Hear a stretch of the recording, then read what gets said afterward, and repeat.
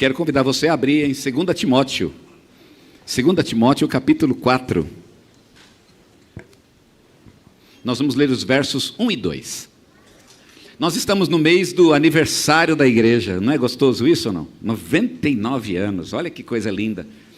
E a partir desse mês nós vamos começar a falar sobre a nossa própria igreja e a nossa própria vida na igreja, e nesta igreja especificamente.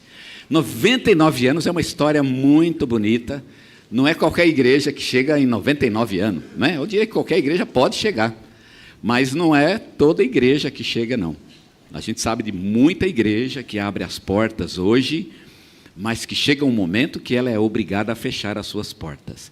Nós não estamos aqui julgando, né? Não é nosso interesse aqui entender os motivos por que isso acontece, mas o fato é que não são todas as igrejas que vão longe. E graças a Deus, Deus deu essa história, essa história muito linda para a nossa igreja, e esse privilégio de sermos uma igreja há 99 anos. Estamos nos preparando para os 100 anos. A partir do último domingo deste mês, nós vamos iniciar o ano da celebração. E vamos então exaltar a Deus durante um ano. Já que o Senhor nos deu 100 anos, a gente vai dar um ano para Ele de exaltação, de celebração, e vamos glorificá-lo com tudo que a gente puder, porque Ele merece, Ele é digno. Isso não foi obra nossa, não é porque a liderança foi boa, não é porque os pastores eram maravilhosos, não é porque tinha homens e mulheres incríveis, não, nada disso. Eram pessoas normais, mas o Espírito Santo estava com eles, e através dele a igreja permaneceu firme. O mérito é de Deus, o mérito é de Cristo, que é o Senhor desta igreja. Amém? Por isso, vamos então pensar um pouco a respeito disso. 2 Timóteo capítulo 4, versos 1 e 2 diz: Conjuro-te perante Deus e Cristo Jesus, que há de julgar vivos e mortos pela sua manifestação e pelo seu reino. Prega a palavra, insta, quer seja oportuno, quer não. Corrige, repreende, exorta com toda longanimidade e doutrina. Eu quero destacar o versículo 2. Conjuro-te perante Deus e Cristo Jesus, que há de julgar vivos e mortos pela sua manifestação e pelo seu reino. E diz o verso 2: prega a palavra, insta, quer seja oportuno, quer não. Corrige, repreende, exorta com toda longanimidade e doutrina. Não foi fácil chegar a 99 anos. Porque a luta, irmãos, foi muito grande. Quando você se prepara para uma luta, você vai ter que se preparar para aquela luta específica. Não é todo mundo que consegue fazer qualquer coisa, ou que atinge qualquer nível. Tem pessoas que não chegam naquele nível. Veja, por exemplo, nas Olimpíadas, não tem gente que simplesmente não chega naquele nível. Você vê que é um grupo muito seleto de atletas, e a maioria das pessoas, dos seres humanos, vão ser pessoas normais, medíocres, né? Medíocre significa mediano. Serão pessoas medianas, assim como eu, que sou medíocre, né? Eu sou mediano. Aliás, eu estou abaixo da média, porque eu não costumo fazer exercício. Então, os irmãos podem imaginar que eu estou muito abaixo, inclusive, da própria média. A maioria das pessoas não chegam naquele nível. Mas isso não vale só para o esporte. Isso vale para qualquer coisa na vida. Não é todo mundo que chega naquele nível. Para tudo na vida tem um nível, e muitos não vão atingir o nível. Por exemplo, no futebol, né? Como no esporte, então, as coisas elas são divididas por categoria, você tem categorias diferentes. Você tem o sub-20, né? De pessoas que fazem o esporte abaixo dos 20, você tem só para criança, você tem só para a terceira idade. A gente entende que aquelas pessoas nunca vão chegar num certo nível, então cria uma espécie de um nicho, uma categoria, cria uma espécie de um patamar, aonde você vai desenvolver o esporte ou aquela atividade dentro da sua própria faixa. Mas sempre tem o ideal. O sonho de todo mundo era chegar lá no alto. Como disse Paulo aos Coríntios, era como aquele que chega em primeiro. Porque eu não chegaria em primeiro em qualquer corrida. Paulo diz, vocês têm que brigar e lutar para chegar em primeiro em toda a corrida, toda. Porque o que está em jogo é a nossa vida espiritual. Então, andar com Deus, será que andar com Deus é assim? Será que a igreja ela tem um desafio muito grande? Como será o desafio da igreja? Nós estamos há 99 anos em pé. Será que foi difícil? Será que essa luta precisava se preparar muito para isso? Irmãos, eu quero mostrar para vocês e quero dizer para vocês que a luta da igreja, ela é tão difícil que chega a ser cruel. É uma coisa praticamente impossível. É impossível que uma igreja, ela vença e triunfe por suas próprias forças dos desafios que estão diante dela.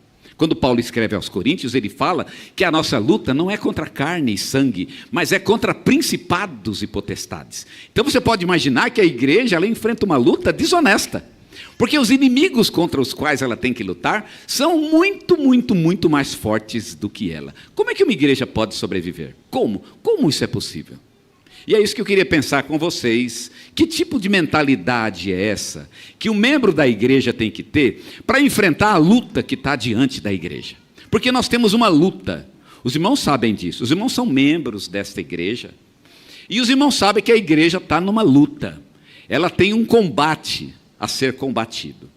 É mais ou menos como um exército. Você está no meio daquelas fileiras e você sabe que você tem que ter um jeito de ser com relação àquela fileira especificamente. Porque numa guerra, se você vai lutar uma guerra, você tem que estar pronto para a guerra. Não adianta confiar no seu batalhão. Não, na verdade eu não sei atirar, mas o pessoal que está aqui é bom. Não, você tem que saber, é o teu trabalho. Você como membro da igreja, você tem que estar preparado para a guerra da igreja. A guerra não é só é tua também, porque você também é membro desta igreja. E que tipo de mentalidade eu tenho que ter, e é isso que Paulo coloca nesse texto, o tipo de mentalidade que eu tenho que ter nesse tipo de batalhão. Porque uma coisa é você participar de um batalhão, participar de um exército na paz, e outra coisa é quando você participa na guerra. Todos vocês, membros desta igreja e membros de qualquer igreja, vocês estão participando de um exército em tempo de guerra. E vocês têm que ter a mentalidade da guerra. A mentalidade de que vocês estão envolvidos em um combate. Eu digo isso porque muita gente, não são poucos, aqueles que quando o negócio encrespa, quando entorta, quando aperta, sabe o que acontece? Ele simplesmente, a mentalidade dele é essa. Ele vai fazer de conta que aquilo não é dele. Não, isso não sou eu. Ele faz uma distância entre ele e a igreja, de modo que a igreja vai brigar sozinha. Não é para mim. E ele vai para um outro lugar, vai para uma igreja mais pacífica, por exemplo. Você tem que ter na mente, na sua ideia, de que você está envolvido numa batalha que é a batalha da igreja, e é a sua batalha também. Se a igreja perder, você perdeu. Se a igreja vencer, você venceu. Eu não posso simplesmente desistir. Eu vou para outra. Essa igreja está muito confusa, está muito difícil, está muito atrapalhado, está muito amarrado, está muito frio, está muito quente, está muito morno, está muito preto. Não sei. Quando você tem uma ideia, você coloca aquilo na mente e você segue. Não, o projeto é meu também. Eu coloco o meu ombro embaixo dessa carga e nós vamos carregá-la juntos. Irmãos, isso é uma igreja verdadeira, uma igreja de Cristo. A nossa igreja tem grandes desafios, e o desafio é teu também. Nós teremos um grande desafio, a partir do próximo semestre e também para o próximo ano, que é a construção de um prédio que está muito além da nossa força e da nossa capacidade atual. Mas nós vamos fazer porque confiamos em nosso Senhor. Sabe de quem é a responsabilidade? É minha? Eu não posso levantar minha mão aqui e dizer, agora vocês se viram. Não, quem tem que se virar sou eu. É minha batalha, a batalha é minha, a batalha é tua. Tudo que a igreja faz, a batalha é tua. Então você tem que assumir e entender que a luta da igreja é a sua luta. Que mentalidade você precisa ter para enfrentar esses desafios? E eu quero mostrar para vocês o tipo de mentalidade que Paulo coloca para a gente. Primeira mentalidade que Paulo coloca e nós precisamos ter, primeira de todas, obediência. Eu tenho que ter uma mentalidade obediente. A ideia de baixar a cabeça, baixar a crista, baixar a cerviz. A cerviz na Bíblia, a Bíblia gosta dessa expressão, não é?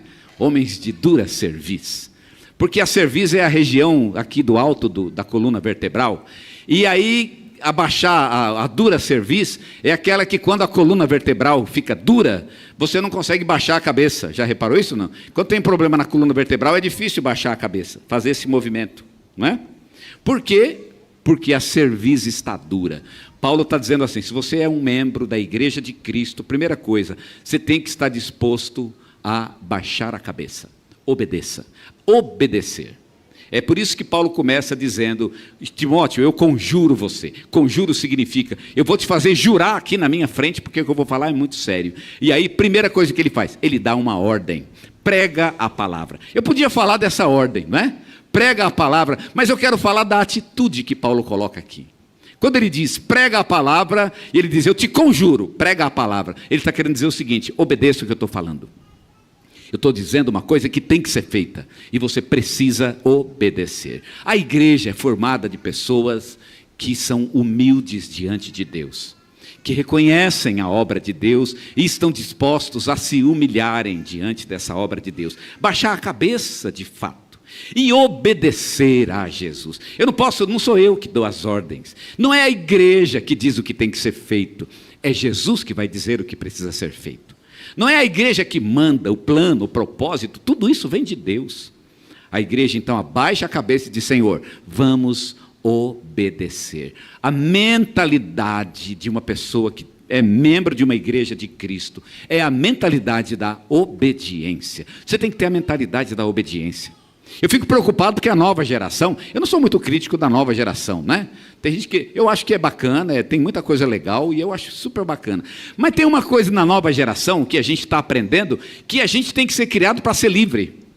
Não, os jovens estão aprendendo assim, vocês têm que ser livres. Ninguém pode obrigar vocês a fazer nada. Vocês têm que, de alguma forma, não ter nenhuma amarra, não ter nenhum laço. Vocês têm que ter uma mentalidade que tudo vale, que tudo é legal, qualquer caminho é bacana. É uma espécie de... Esse mundo globalizado coloca diante da gente 1000 opções ao mesmo tempo. E é como se você tivesse a oportunidade de escolher qualquer uma delas a qualquer tempo. Mas essas pessoas, elas perdem uma das maiores alegrias desta vida. Sabe qual? Você descobriu uma causa pela qual vale a pena morrer. Tem gente que não descobriu ainda uma causa pela qual vale a pena morrer. Ai, vocês não imaginam como isso é delicioso. Você encontrar algo pelo que você acha que realmente vale a pena viver e vale a pena morrer. Mas a nova geração parece que, né, ela é criada para não se render. Não se renda a coisa nenhuma. Quem não quer se render a coisa nenhuma, não vai se dar bem com o Evangelho. Porque o Evangelho exige submissão. Submissão acima de tudo. Então aprendemos a primeira lição. Se você quer ser um membro de uma igreja de Cristo, você tem que ter uma mentalidade obediente, porque aqui você vai obedecer ordens. Aqui é ordem. E você tem que estar disposto. Nem todas essas ordens são fáceis. Algumas delas são difíceis. Aqui não é uma escolha por aquilo que nos agrada, por aquilo que nos faz mais felizes. Não. A nossa felicidade aqui não está em jogo. O que está em jogo é exatamente a obediência. Você tem que deixar Deus feliz, na verdade. Não é Deus, a gente já costumou falar que Deus está pouco preocupado aqui na nossa felicidade. O que Deus está preocupado é com a nossa santificação. Deus, ele vai ameaçar a tua felicidade para te fazer santo. Não tenha dúvida disso. É quando você estiver chorando amanhã, Deus, olha só, estou sofrendo. Está sofrendo, mas está no caminho da santificação. E para Deus isso está de bom tamanho. Ele está super contente com isso, porque ele sabe que a felicidade, ela é um produto, ela é um fruto da santificação. Você não busca a felicidade, você busca andar com Deus, busca ser santo na presença dele, e a felicidade, ela vem como um vale-brinde, não é? Ela vem como algo a mais em nossas vidas. É algo que nós conquistamos através da nossa santificação. Primeira coisa, mentalidade obediente. A segunda mentalidade que Paulo coloca aqui para a sua igreja é a mentalidade da constância, da firmeza diante dos desafios e impedimentos que estão à nossa frente. Firmeza. Paulo diz, prega a palavra, e a segunda palavra que ele usa é insta. A palavra insta significa insista. E o reino de Deus é feito por pessoas que insistem. Isso tem nome hoje em dia, se chama resiliência. E a resiliência é uma das características das pessoas que são chamadas para o reino de Deus. Uma pessoa que é chamada por Deus e é membro de uma igreja de Cristo, se ele tem que ter uma coisa no seu coração e na sua mente, é resiliência. Ele tem que ser insistente naquele projeto. Ele não pode desistir, não pode parar no meio. Porque vai ter muita coisa querendo fazer você desistir. Muita coisa. A vida não é fácil. E a vida cristã também não é fácil. Hebreus capítulo 4, verso 1 diz: temamos, pois, que porventura, deixada a promessa de entrar no seu repouso, pareça que algum de vós fica para trás. Eu estou com medo que alguns de vocês estão ficando para trás. Quer dizer, parou no meio do caminho. A igreja avançou e ele ficou parado lá. Irmão, quem fica parado vai ficar para trás na igreja. Porque a igreja tem que avançar e ela tem que ser constante nesse passo. A gente tem que estar pensando na frente. Tem que estar pensando no alvo, e a igreja tem que caminhar para esse alvo. Então você tem que estar pronto para caminhar junto. Você não pode parar a sua vida, ficar, Tem gente que às vezes vive no passado, já viu isso ou não? Porque no passado era bom, no passado eu pregava, eu evangelizava, eu cantava, eu lecionava, no passado eu fazia oração, eu lia a Bíblia 10 vezes, né? Tudo, mas peraí, o que aconteceu então? Não é? Cadê esse passado? Atualiza. A experiência com Deus que importa na nossa vida é a experiência do hoje, e é exatamente isso que Hebreus diz, é a experiência do hoje, e é por isso que ele diz, eu estou com medo de que alguns de vocês estão ficando para trás. Insta é o que ele diz, tem muita coisa neste mundo que se opõe à nossa vontade de continuar, é a sociedade que está ao nosso redor, que está fazendo pressão para você desistir do reino de Deus e você viver pelos interesses desta sociedade. É o desânimo natural. Porque você vem na igreja, vem um domingo, vem 2, vem 1 ano, vem 10, vem 20 anos. Mas 20 anos, não é? Imagina se eu falar para você que 20 anos você vai estar aqui nesse mesmo banco, não é? Pode ser até que seja outra, Deus queira que sim, mas pode ser que não. Os irmãos de 20 anos atrás estavam nesse mesmo banco. Já pensou se eu falasse para eles, irmão, daqui 20 anos vocês vão estar fazendo a mesma coisa que estão fazendo hoje, e eles pensam, não, é muito tempo, acho que eu vou, né? Tem que insistir, você tem que persistir naquele projeto, você não pode desistir. Portanto, o desânimo é natural, os escândalos que muitas vezes acontecem, pessoas que nos deixam tristes, e aí você vai ter a vida ameaçar, aquilo deixou você triste, ameaçou, e você já pensou, eu acho que eu vou desistir de tudo, não vale a pena. Mas não vale a pena por quê? É claro que vale a pena, continua, insista. Paulo diz, insta, não é? No sentido de que continue firme no propósito. O próprio diabo, ele está tentando impedir a gente de continuar, e ele coloca impedimentos, porque a luta fica difícil, e você começa a ficar cansado. E aí você quer parar. O último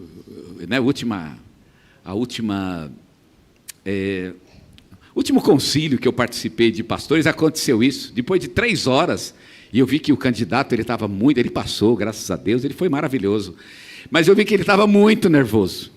E eu fiquei pensando, meu Deus, se ele continuar desse jeito, ele não vai aguentar 1, 2, 3 horas. 3 horas de tensão você não aguenta, não é verdade? Ninguém aguenta. Chega um momento que você abre o bico. E eu percebi que depois de 3 horas de perguntas, ele já estava no automático, né? Eu estava orando, Deus ajuda esse rapaz aqui, está agora, precisa, não é?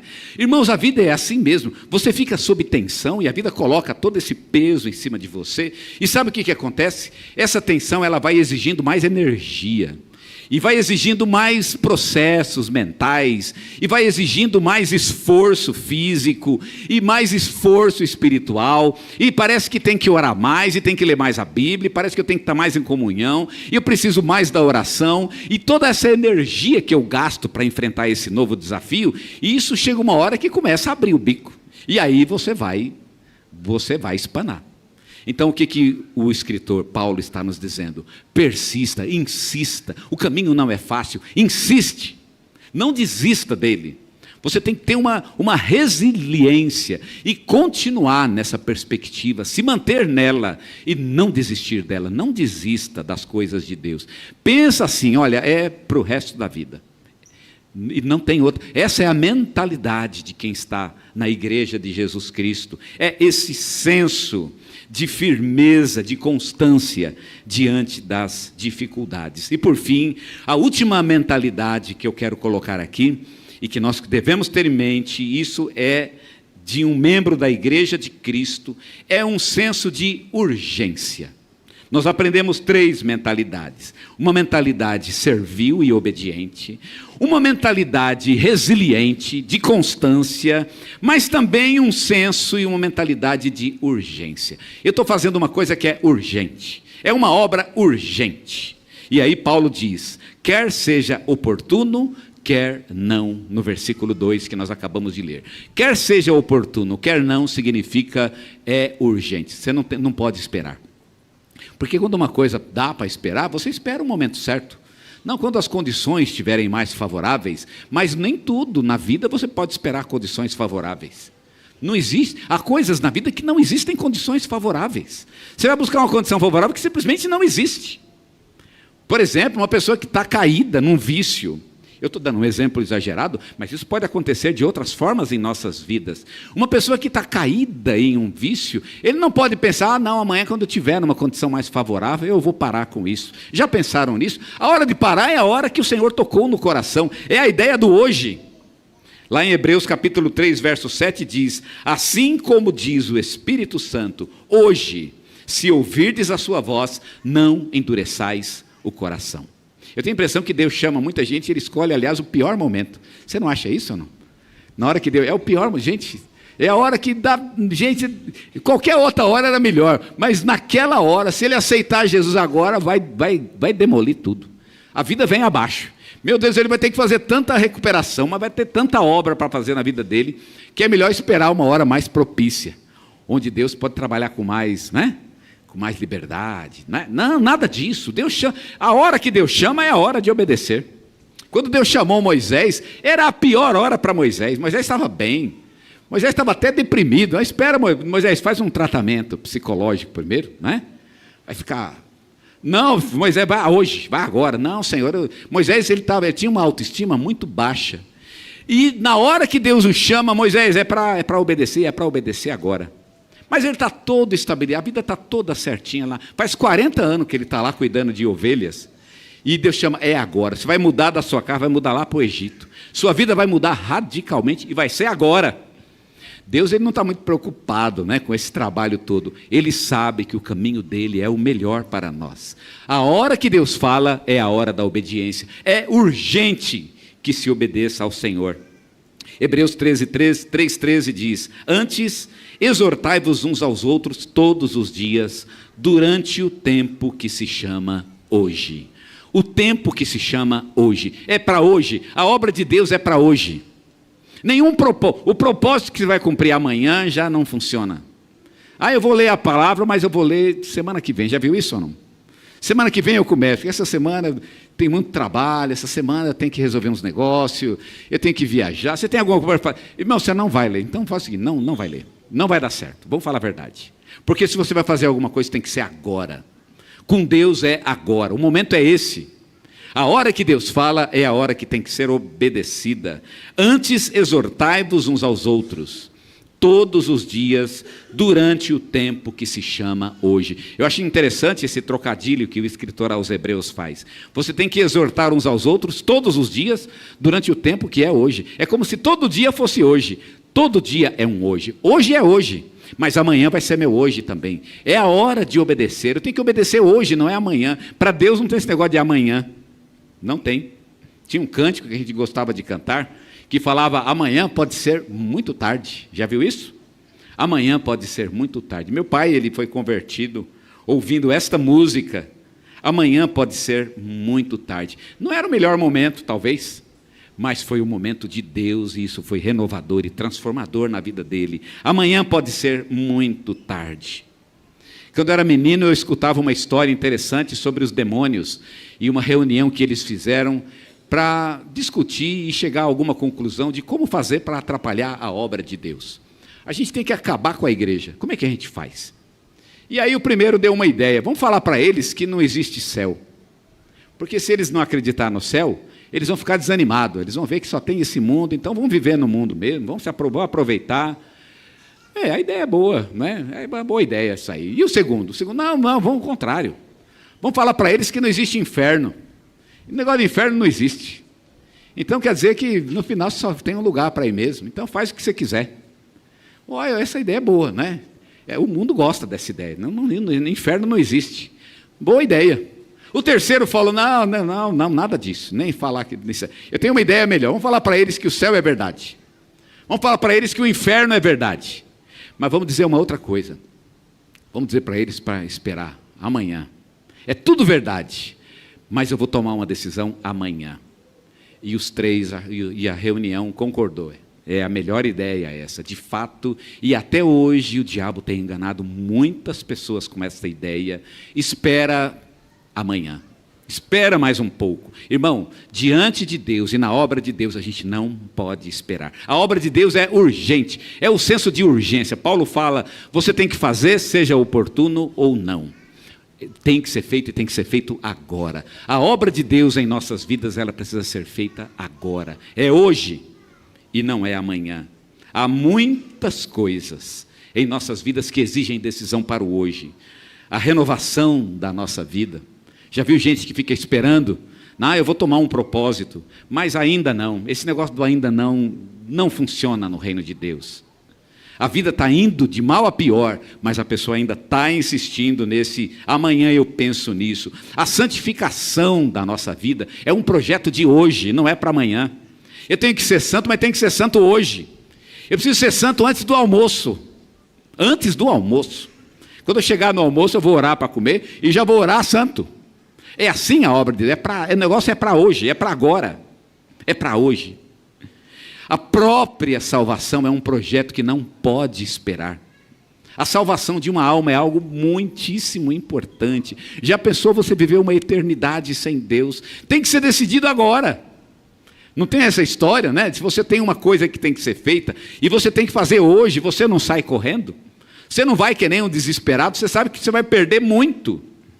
E você não quer arriscar essa perda? É assim a nossa salvação. Eu não quero arriscar essa perda. Eu quero me consagrar e tem que ser hoje. Eu quero buscar a Deus e tem que ser agora. Senhor, é agora. O momento certo é agora. Sabe por quê? Porque o Senhor está falando no meu coração. O Senhor está comigo. O teu Espírito está em mim. E Ele está me dizendo, isso tem que ser feito agora. E eu preciso fazer isso hoje.